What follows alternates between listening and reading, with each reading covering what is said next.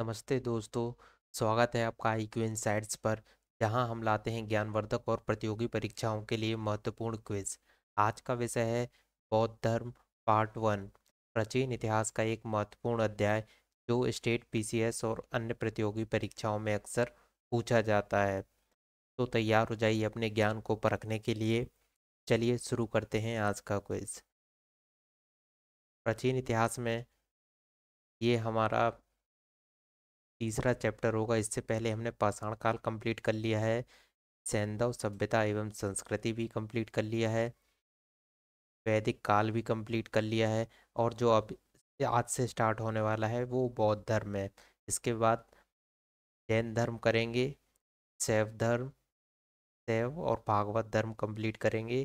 फिर इसके बाद छठी सदी ईसा पूर्व राजनीतिक दशा, फिर यूनानी आक्रमण, मौर्य साम्राज्य, मौर्योत्तर काल, गुप्त एवं गुप्तोत्तर युग, प्राचीन भारत में स्थापत्य कला, दक्षिण भारत में चोल चालुक्य पल्लव एवं संगम युग, और फिर उसके बाद प्राचीन साहित्य एवं साहित्यकार।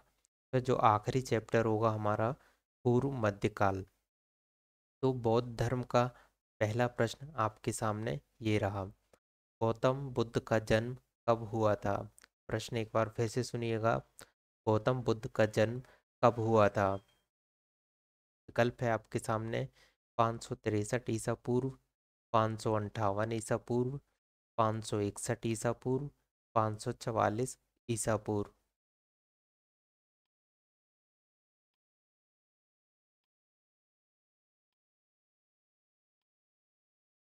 सही उत्तर है ए, 563 ईसा पूर्व।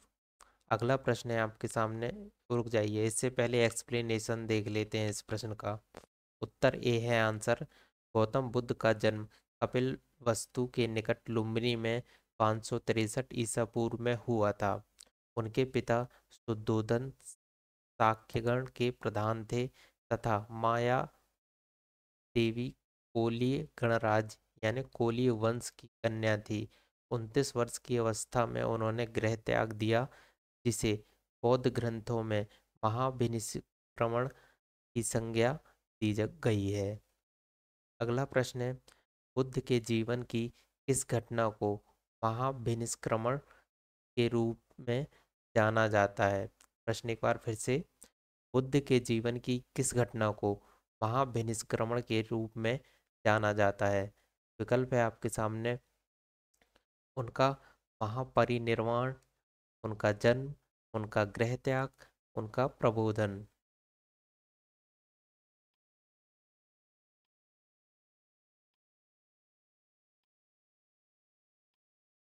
सही उत्तर है सी, उनका गृह त्याग।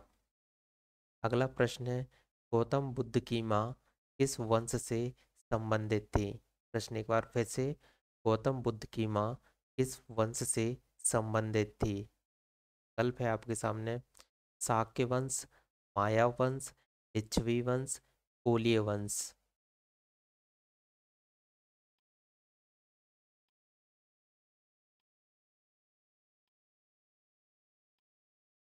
सही उत्तर है डी, कोलीय वंश।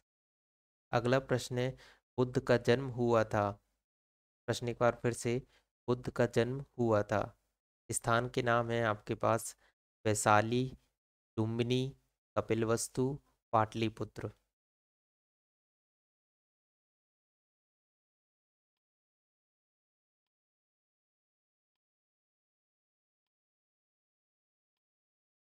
सही उत्तर है बी, लुम्बिनी। अगला प्रश्न है, निम्न में से कौन सा नाम बुद्ध का दूसरा नाम है? प्रश्न एक बार फिर से। निम्न में से कौन सा नाम बुद्ध का दूसरा नाम है? विकल्प है आपके सामने: पार्थ, प्रछन्न, मिहिर, इनमें से कोई नहीं।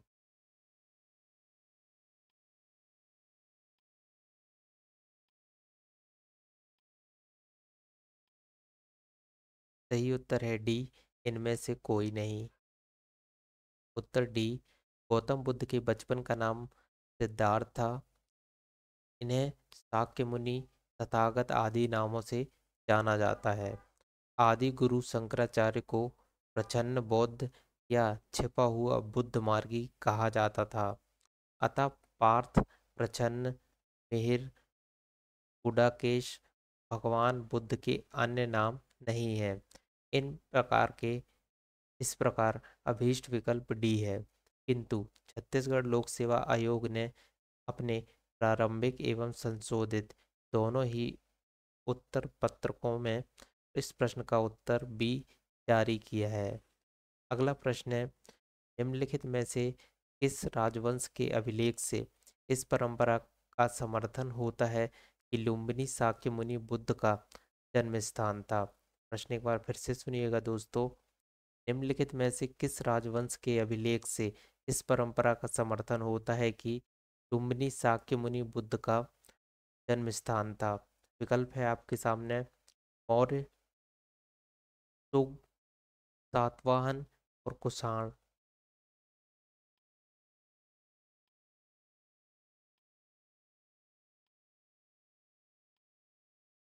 सही उत्तर है ए, मौर्य।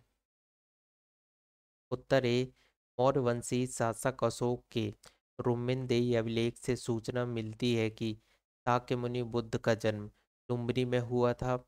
इस अभिलेख के अनुसार अशोक राज्याभिषेक के 20 वर्ष के बाद यहाँ आया था और उसने उस स्थान की पूजा की थी जहाँ शाक्यमुनि बुद्ध का जन्म हुआ था। साथ ही इस अभिलेख में लुम्बिनी के बुद्ध का जन्म स्थल होने के कारण इसे कर छूट प्रदान करने की घोषणा का भी उल्लेख है। अगला प्रश्न है, निम्नलिखित में से कौन एक अशोक का अभिलेख इस परंपरा की पुष्टि करता है कि गौतम बुद्ध का जन्म लुम्बिनी में हुआ था। प्रश्न एक बार फिर से, निम्नलिखित में से कौन सा एक अशोक का अभिलेख इस परंपरा की पुष्टि करता है कि गौतम बुद्ध का जन्म लुम्बिनी में हुआ था। विकल्प है आपके सामने, प्रसाद स्तंभ अभिलेख, निगाली सागर स्तंभ अभिलेख, रामपुरवा स्तंभ अभिलेख, रुम्बिनदेही स्तंभ अभिलेख।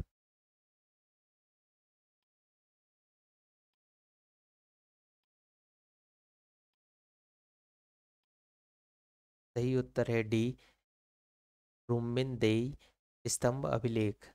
अगला प्रश्न है, निम्नलिखित में से किस राजा का एक अभिलेख से सूचना मिलती है कि शाक्यमुनि बुद्ध का जन्म लुम्बिनी में हुआ था। प्रश्न एक बार फिर से, निम्नलिखित में से किस एक राजा के अभिलेख से सूचना मिलती है कि शाक्यमुनि बुद्ध का जन्म लुम्बिनी में हुआ था। कल्प है आपके सामने, अशोक, कनिष्क, हर्ष और धर्मपाल।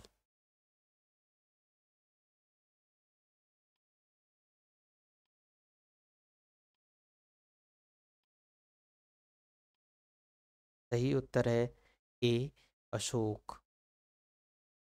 महात्मा बुद्ध का महापरिनिर्वाण कहाँ हुआ।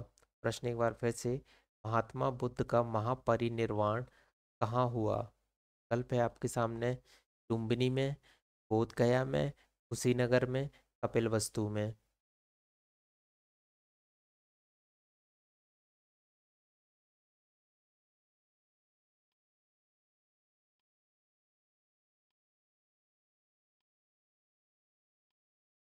सही उत्तर है सी, कुशीनगर में।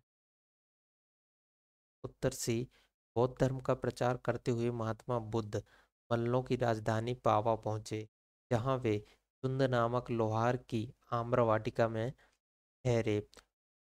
उसने बुद्ध को सूकर मद्दव खाने को दिया। इससे उन्हें रक्तस्राव हो गया और भयानक पीड़ा हुई। इस वेदना के बाद भी वे कुशिनारा मल्ल गणराज्य की राजधानी पहुंचे। यहीं 483 ईसा पूर्व में 80 वर्ष की अवस्था में उन्होंने शरीर त्याग दिया।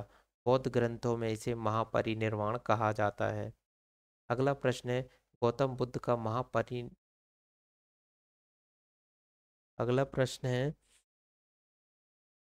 गौतम बुद्ध का महापरिनिब्बान जिस राज्य में हुआ था वह है। प्रश्न एक बार फिर से सुनिएगा, गौतम बुद्ध का महापरिनिब्बान जिस राज्य में हुआ था वह है। विकल्प है आपके सामने अंग, मगध, बोध गया और वत्स।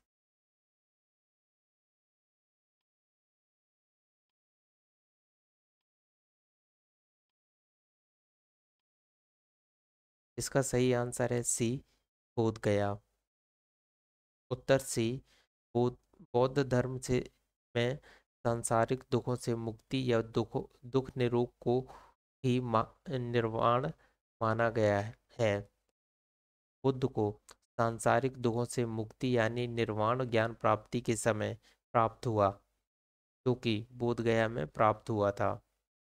अगला प्रश्न है, महात्मा बुद्ध का महापरिनिर्वाण किसके गणतंत्र में हुआ था? विकल्प है आपके सामने मल्लों के, लिच्छवियों के, शाक्यों के, पालों के।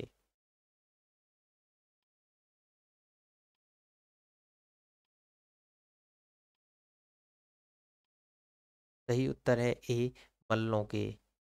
अगला प्रश्न है, महापरिनिर्वाण मंदिर अवस्थित है? प्रश्न एक बार फिर सुनिएगा दोस्तों। महापरिनिर्वाण मंदिर अवस्थित है कुशीनगर में, सारनाथ में, बोध गया में, श्रावस्ती में।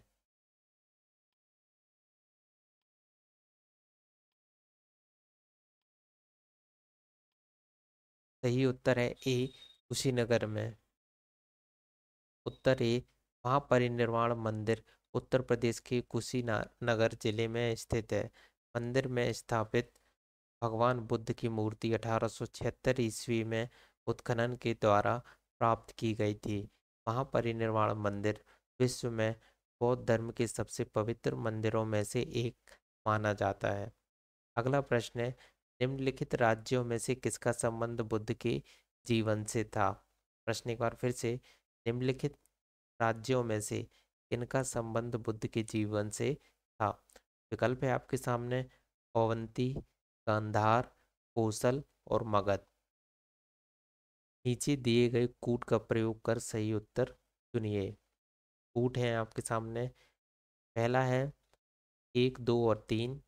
दूसरा 2 और 4। तीसरा केवल 3 और 4।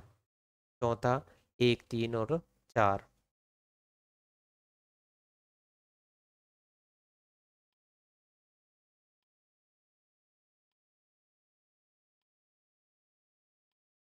सही उत्तर है सी, केवल 3 और 4।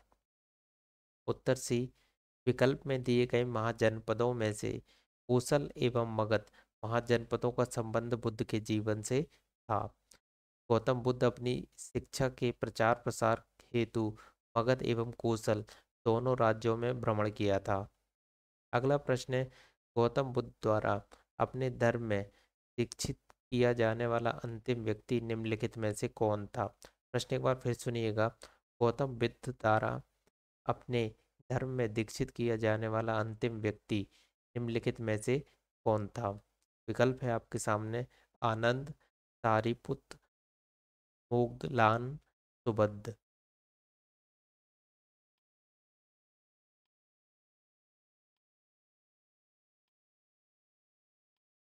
सही उत्तर है डी, सुबद्ध। उत्तर डी, अपने जीवन के अंतिम वर्ष में गौतम बुद्ध अपने शिष्य चुंद के यहाँ पावा पहुँचे। यहाँ शुकर माधव भोज सामग्री खाने से वे अतिसार रोग से पीड़ित हो गए। फिर वे पावा से कुशीनगर चले गए और यहाँ पर सुबुद्ध को अपना अंतिम उपदेश दिया।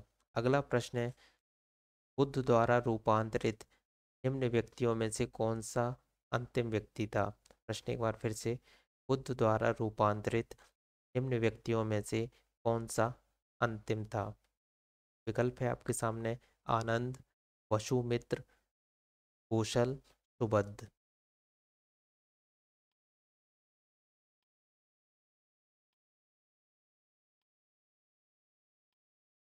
सही उत्तर है डी, सुबद्ध। अगला प्रश्न है, बुद्ध ने अपने जीवन की अंतिम वर्षा ऋतु कहाँ बिताई थी? प्रश्न एक बार फिर से, बुद्ध ने अपने जीवन की अंतिम वर्षा ऋतु कहाँ बिताई थी? विकल्प है श्रावस्ती में, वैशाली में, कुशीनगर में, सारनाथ में।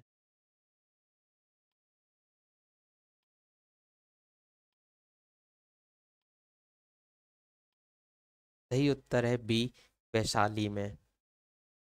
उत्तर बी, महापरिनिब्बाण सूक्त से उनके जीवन के विविध आयामों एवं काल का निर्धारण किया जाता है, जिसके अनुसार बुद्ध ने अपने जीवन की अंतिम वर्षा ऋतु वैशाली में बिताई थी। अगला प्रश्न है, निम्नलिखित में से कौन सा एक बौद्ध मत में निर्वाण की अवस्था की सर्वश्रेष्ठ व्याख्या करता है? प्रश्न एक बार फिर से, निम्नलिखित में से कौन सा एक बौद्ध मत में निर्वाण की अवस्था की सर्वश्रेष्ठ व्याख्या करता है? विकल्प है आपके सामने, तृष्णा रूपी अग्नि का समन, स्वयं की पूर्णता, अस्तित्वहीनता, परमानंद एवं विश्राम की स्थिति, धारणातीत मानसिक अवस्था।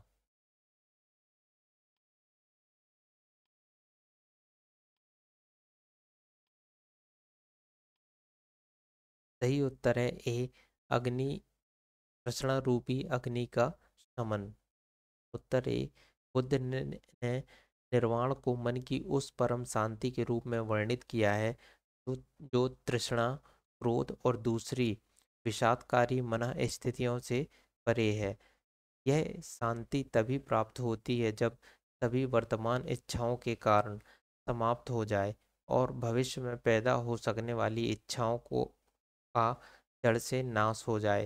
निर्वाण में तृष्णा और द्वेष के कारण जड़ से समाप्त हो जाते हैं, जिससे मनुष्य सभी प्रकार के कष्टों यानी दुखों से यह संसार में पुनर्जन्म के चक्र से छूट जाता है। अतः विकल्प ए सही है।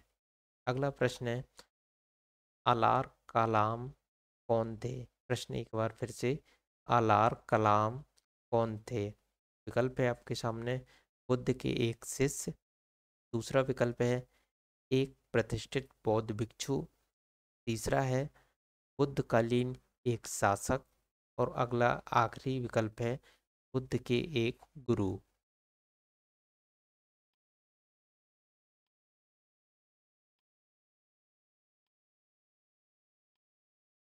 सही उत्तर है डी, बुद्ध के एक गुरु। उत्तर डी, महाविनिष्क्रमण के बाद ज्ञान की खोज में महात्मा बुद्ध अलार कालाम के आश्रम में पहुंचे थे तथा उनसे दीक्षा ली। अलार कालाम के इस आश्रम में उन्होंने तपस्या की, किंतु वे इससे संतुष्ट नहीं हुए। अलार कलाम सांख्य दर्शन के आचार्य थे तथा अपनी साधना शक्ति के लिए विख्यात थे। अगला प्रश्न है, महात्मा बुद्ध ने अपना पहला धर्मचक्र प्रवर्तन किस स्थान पर दिया था? प्रश्न एक बार फिर से, महात्मा बुद्ध ने अपना पहला धर्मचक्र प्रवर्तन किस स्थान पर दिया था? विकल्प है लुम्बिनी में, दूसरा विकल्प है सारनाथ में, तीसरा विकल्प है पाटलिपुत्र, चौथा विकल्प है वैशाली में।